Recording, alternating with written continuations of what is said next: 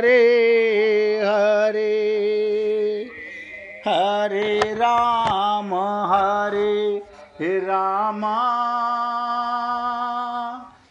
राम राम हरे हरे हरे कृष्ण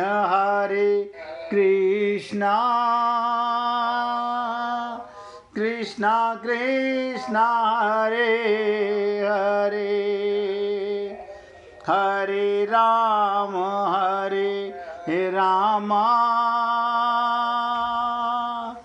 राम राम हरे हरे हरे कृष्ण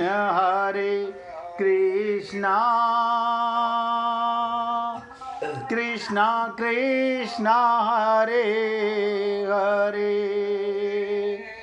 हरे राम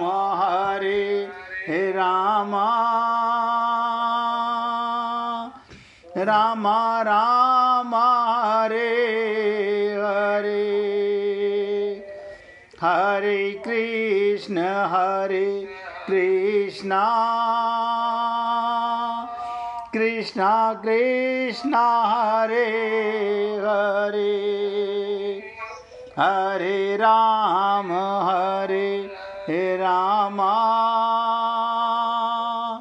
राम राम हरे हरे।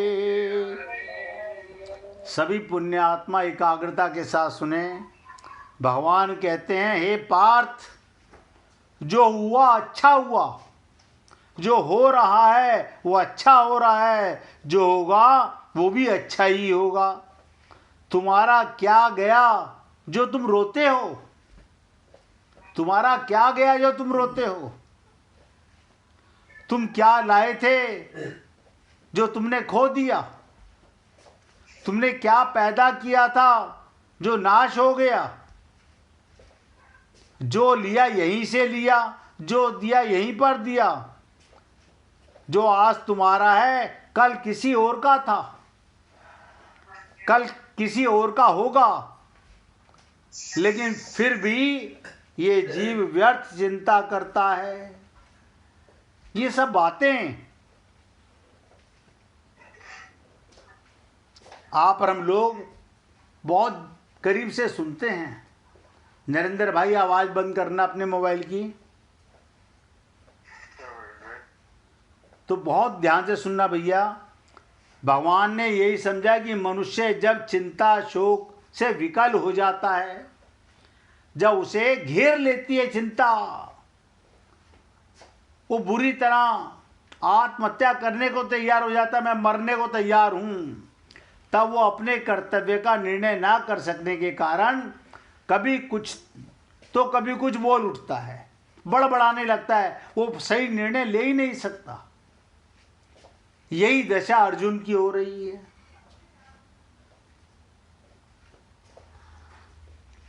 तो भगवान अर्जुन के हृदय में, भगवान के हृदय में अर्जुन के प्रति अत्यधिक स्नेह होने के कारण कृपालुता उमड़ आई।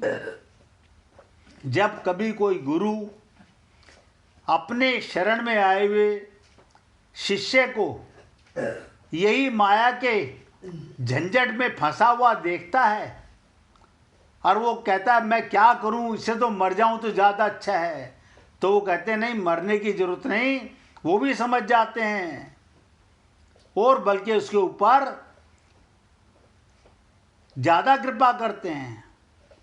कारण कि भगवान साधक के वचनों के तरह ध्यान न देकर उसके भाव की तरफ ध्यान देते हैं कि अगर ये मेरे से प्रश्न ना पूछता, मेरे आगे हथियार ना डालता, मैं इसे गीता नहीं सुनाता, मैं इसे ज्ञान नहीं देता, ये सीधा भागकर जाता, दुर्योधन के पैर पकड़ लेता और बोलता भैया हमसे गलती हो गई, आप ही राज करो, हम आपके नौकर बन के रहेंगे। तो मैं क्या करता? भगवान साधक के मनुष्य के वचनों की तरफ ध्यान ना देकर उसके भाव की तरफ ध्यान देते हैं। इसलिए भगवान अर्जुन के मैं युद्ध नहीं करूंगा इस वचन की तरफ ध्यान ना देकर उपदेश आरंभ कर देते हैं। अन्यथा ऐसे संत महात्मा इस पृथ्वी पे बहुत कम मिलेंगे जिनका ध्येय केवल कल्याण करने का होता है। जो वचन मात्र से भी भगवान के शरण हो जाता है, एक बार गलती से ही सही मन में भाव था तभी तो कहा, भगवान उसको स्वीकार कर लेते हैं।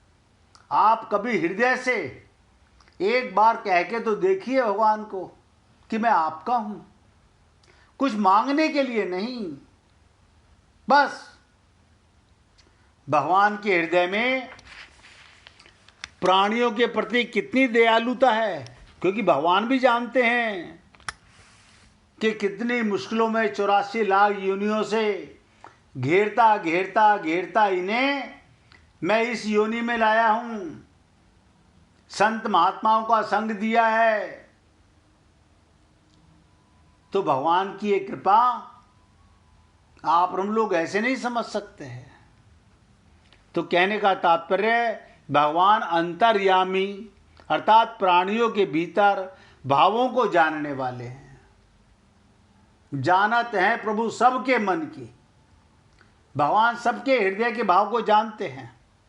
भगवान अर्जुन के भीतर के भाव को भी जानते हैं कि अभी तो कौटुंबिक मोह के वेग के कारण, राज्य के मिलने से अपना शोक मिटता ना दिखने के कारण ये कह रहा था मैं युद्ध नहीं करूंगा, परंतु जब इसको स्वयं चेत होगा, जब ये जागेगा, जब ये होश में आएगा, क्या मतलब?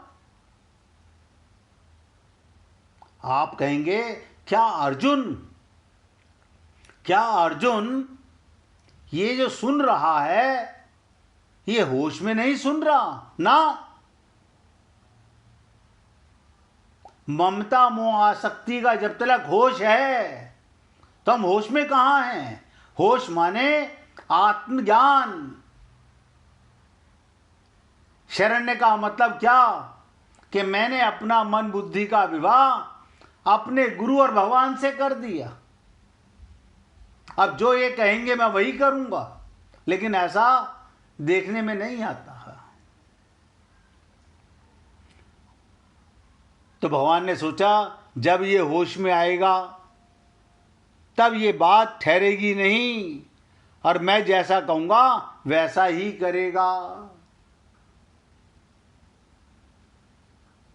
ये वैसा ही करेगा।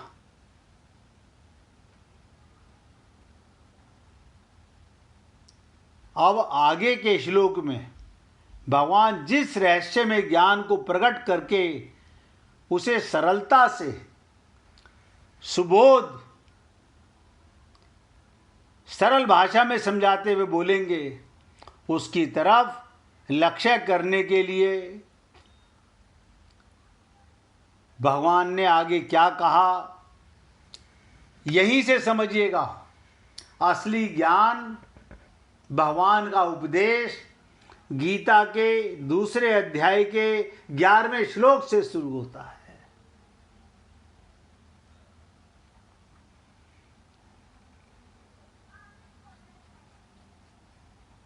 कहने का तात्पर्य, धर्म भूमि कुरुक्षेत्र के एक भाग में कौरव सेना खड़ी है और दूसरे भाग में पांडव सेना खड़ी है।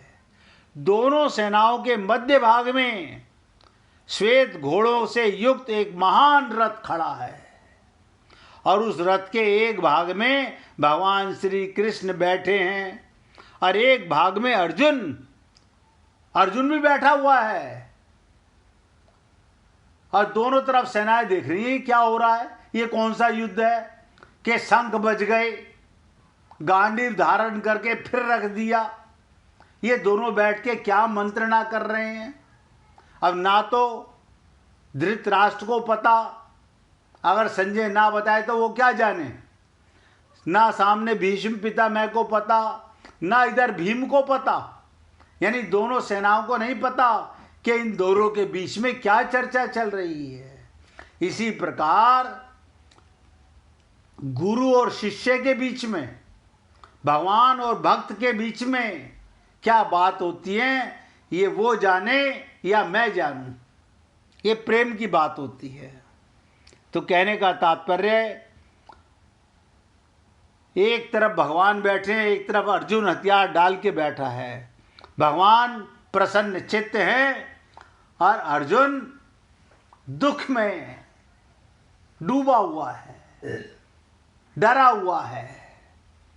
अर्जुन के निमित्त मनुष्य मात्र का कल्याण करने के लिए, अब ध्यान से सुनिएगा, अर्जुन के निमित्त यानी अर्जुन को निमित्त मात्र बनाया गया, जैसे परीक्षित को निमित्त मात्र बनाया गया। मनुष्य का कल्याण यानी आप हम लोगों का कल्याण करने के लिए भगवान अपना अलौकिक उपदेश आरंभ करते हैं। और सर्वप्रथम, अब ध्यान से सुनिएगा, ये जीव में सारी अज्ञानता किस कारण से आती है? हमारे अंदर ये अज्ञानता कहां से आई? भगवान इसका एक एक करके क्रम बताएंगे। तो सबसे पहले इस 11वें श्लोक में भगवान ने क्या कहा?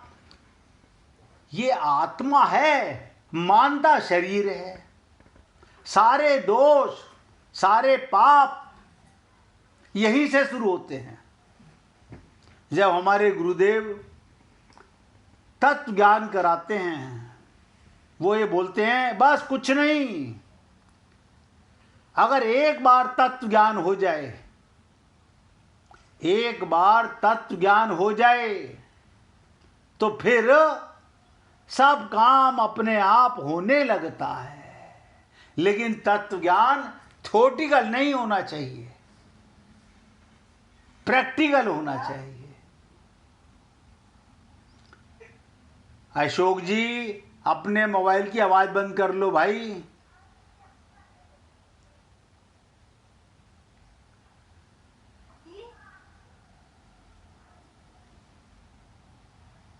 इसलिए आप सबसे निवेदन कर रहा हूं, भगवान हमारा कल्याण करना चाहते हैं। हम होश में आ जाएं तो आपको, अशोक जी आपसे निवेदन कर रहा हूं भैया, आप बार बार तो बीच में अपना फोन होल्ड कर लेते हो। आप फोन चालू कर लिया। मैं फोन करता हूँ, मैं फोन करता हूँ। ओके बैठे हो, मैं बनाता हूँ।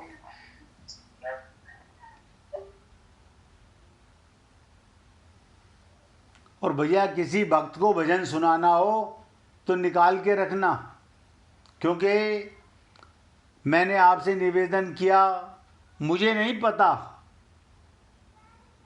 कि मैं आपको कितनी सरलता से भगवान के इस उपदेश को आपके हृदय में बैठा पाऊंगा।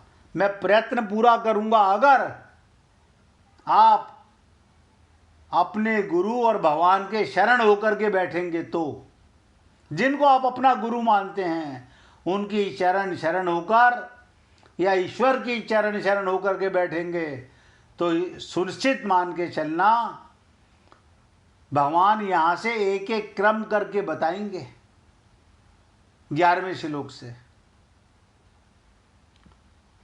तो अर्जुन को निमित्त बनाकर मनुष्य मात्र का कल्याण करने के लिए, ये गीता का प्राकट्य किस लिए हुआ? अर्जुन का कल्याण करने के लिए। अशोक जी आवाज बंद कर लो मेरे भाई।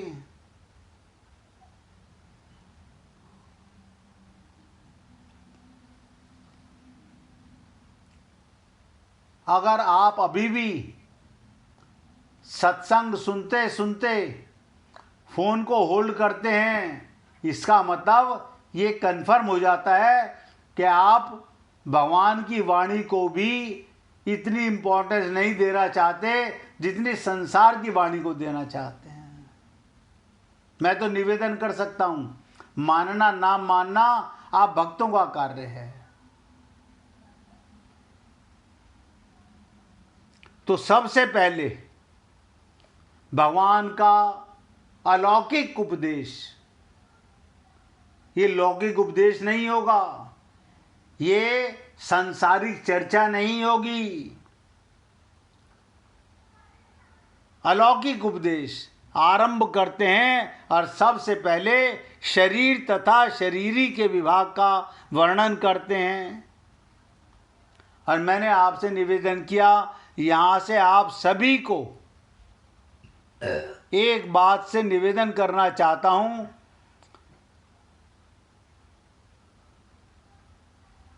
विनम्र होकर के कि आप पूरी एकाग्रता के साथ सुनेंगे तो समझ में आएगी, आगे बढ़ पाओगे, अन्यथा केवल धोखा रहेगा। अब भगवान आज शुरुआत कर पाऊंगा, आज ये श्लोक तो एक दिन में भी पूरा सुना पाऊं तो बहुत बड़ी बात है, तो आज तो केवल शुरुआत कर रहा हूं। और नोट कर लो, दूसरे अध्याय का 11वां श्लोक, शरीर और शरीरी। ये शरीर और शरीरी क्या होता है? आत्मा शरीरी है और आत्मा किस शरीर में रहती है? ये शरीर है। शरीर नश्वर है, आत्मा भगवान का अंश है, शरीर प्रकृति का अंश है। यहां से अगर आपने ध्यान दिया तो आप लोगों को तत्व ज्ञान भी होने लगेगा। मतलब होने लगेगा, अगर ध्यान दिया तो पूर्ण एकाग्र हो जाओगे कि मैं शरीर नहीं हूं, मैं शरीर में रहता हूं, मैं शरीर की इंद्रियां नहीं हूं, मैं मन बुद्धि चित्त नहीं हूं, मैं तो इनको करंट देने वाला हूं, मैं पैदा होने वाला नहीं हूं, मैं मरने वाला नहीं हूं। यानी भगवान के इस श्लोक को जानकर अगर आपने एक एक शब्द को हृदयंगम किया तो यहीं से आत्मज्ञान के अंदर आप प्रवीण होने लगेंगे, आपको होश आने लगेगा, आप जागृति में आ जाएंगे, आपको चेत होने लगेगा। कुछ भी हो रहा है, अरे आत्मा को थोड़ी कोई दुख होता है। अभी तो आप कहते हो ना, शरीर को मान के दुख होता है, आत्मा को कोई दुख नहीं होता।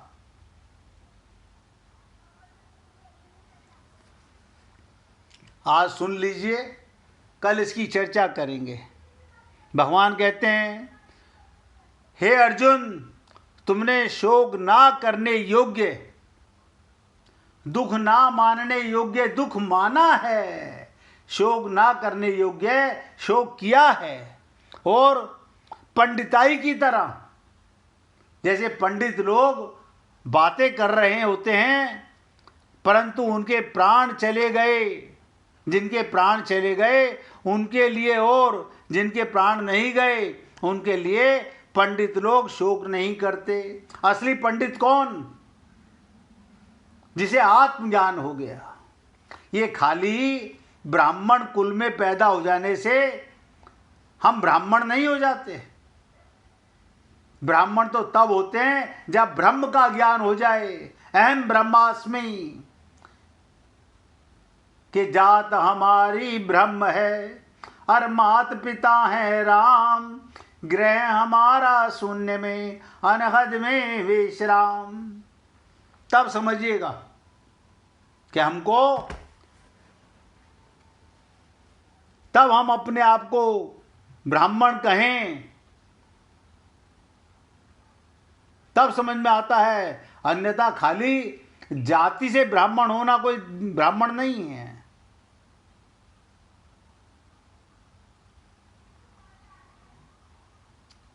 इसलिए आपसे कह रहा हूं कि यहां से ही असली, यहीं से असली भगवान के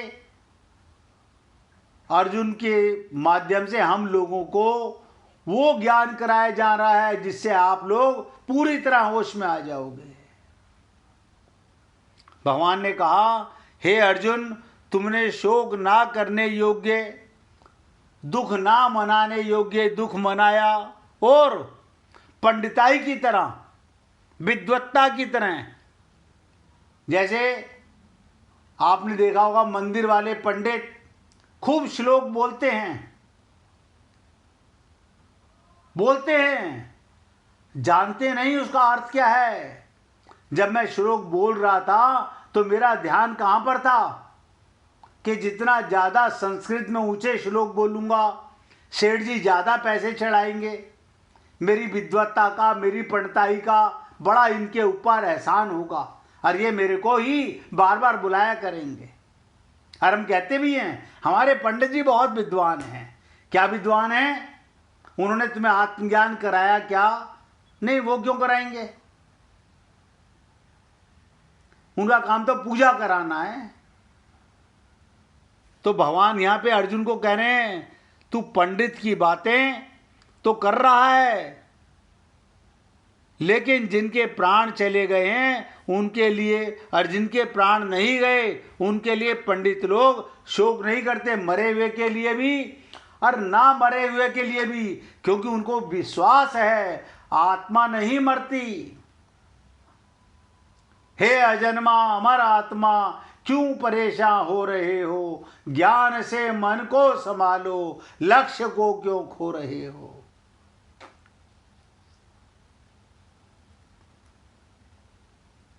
आज थोड़ी सी शुरुआत कर लेते हैं, कल इसके ऊपर खूब डिटेल में चर्चा करेंगे। और आपसे निवेदन कर रहा हूं, अगर आपको अपने आप को धोखा देना हो, मैं पहले बताना चाहता हूं, अगर आप अपने आप को छल कपट छिद्र में ही रखना चाहते हो तो फिर बेकार अपना टाइम बर्बाद मत करो, क्योंकि आगे की चर्चा उसके लिए है जिसे अपना आत्म कल्याण करना हो कि मुझे बस भगवत प्राप्ति की अनुभूति करनी है। भगवान तो मिला हुआ है ही, मुझे हमेशा के लिए दुख से बाहर निकलना है।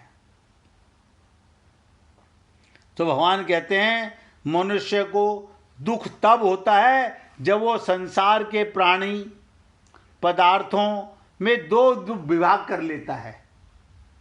संसार में दो विभाग बना लेता है, ये मेरे हैं और ये मेरे नहीं हैं।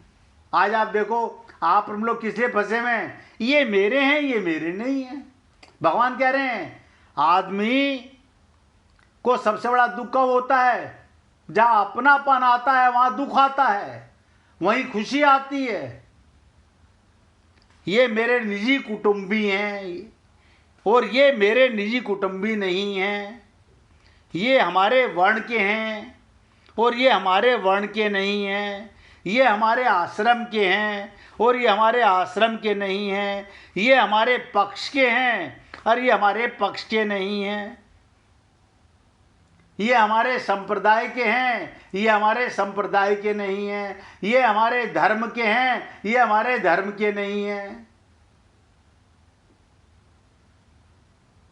आप कहोगे ऐसा तो सारा संसार है। हाँ, तो सारे संसार के लोग इसी भ्रम में जी रहे हैं, रोज मंदिर जाते हैं, पूजा करते हैं, अपने आप को धोखा देते हैं, भगवान को तो दे नहीं सकते। पूजा माने तो प्रेम होता है, वो हम करते नहीं। अब ध्यान दीजिएगा, जो हमारे होते हैं उनमें ममता, उनमें कामना, उनमें प्रियता, उनमें आसक्ति हो जाती है। और इस ममता, कामना और आसक्ति के कारण ही दुख, चिंता, भय, हलचल, संताप, दोष पैदा होते हैं। ऐसा कोई भी दोष, अनर्थ नहीं जो ममता, कामना आदि से पैदा ना होता हो। यही बात मैंने आपको रामचरितमानस में भी बताई थी। जब गरुड़ काग भूसिंड संवाद चल रहा था उसमें भी आपसे निवेदन किया गया था। इसलिए हे पुण्य आत्माओं, आज यहाँ पर अपने शब्दों को विराम देना चाहूँगा। कल आपके साथ चर्चा करूँगा कि भगवान हमको, अब बताओ, भगवान के भी शब्दों को हम भगवान के शब्दों को भी पूरी एकाग्रता के साथ ना सुने, इसका मतलब हम अपना कल्याण करना ही नहीं चाहते। हम अपना कल्याण नहीं करना चाहते। गीता कोई वो तोता मैना का किस्सा नहीं है कि बात करते हुए, ये टीवी की पिक्चर नहीं है, ये सत्यनारायण भगवान की कथा भी नहीं है, ये भगवान की वाणी है अज्ञानी को ज्ञान देने के लिए। इसलिए कल से इस पर चर्चा करेंगे और आपसे निवेदन करूंगा पूरे एकाग्र होकर के सुनिएगा। आज कोई भजन नहीं सुनाना चाहता, फिर आपको कीर्तन करते हैं। गोविंद गोविंद गोपाल भज मन गोविंदा, गोविंद गोविंद गोपाल भज मन गोविंदा, गोविंदा गोपाला, गोविंदा गोपाला, गोविंद गोविंद गोपाल भज मन गोविंदा, गोविंद गोविंद गोपाल भज मन गोविंदा, गोविंदा गोपाला, गोविंदा गोपाला, गोविंद गोविंद गोपाल भज मन गोविंदा, गोविंद गोविंद गोपाल भज मन गोविंदा। बोलिए वृंदावन बिहारी लाल की जय।